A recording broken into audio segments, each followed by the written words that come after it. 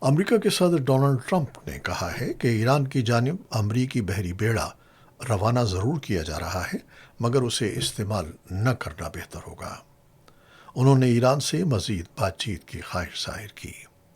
صدر ٹرمپ نے چین کے ساتھ بڑھتے تجارتی تعلقات کو برطانیہ اور کینیڈا کے لیے خطرناک قرار دیتے ہوئے اتحادی ممالک کو محتاط رہنے کا مشورہ دیا، جبکہ کیوبا کی حکومت کے مستقبل پر بھی شکوک کا اظہار کیا۔ ایرانی فوج نے واضح کیا ہے کہ کسی بھی نئے حملے کی صورت میں فوری اور سخت رد عمل دیا جائے گا۔ فوجی ترجمان کے مطابق تمام دفاعی منصوبہ بندی مکمل ہے اور خطے میں موجود امریکی فوجی اڈے اور بحری جہاز ایران کے میزائلوں کی رینج میں ہیں۔ پاکستان میں ایرانی سفیر رضا امیری مقدم نے کہا کہ ایران پر حملہ پوری مسلم دنیا پر حملے کے مترادف ہوگا، تاہم ایران جنگ نہیں چاہتا۔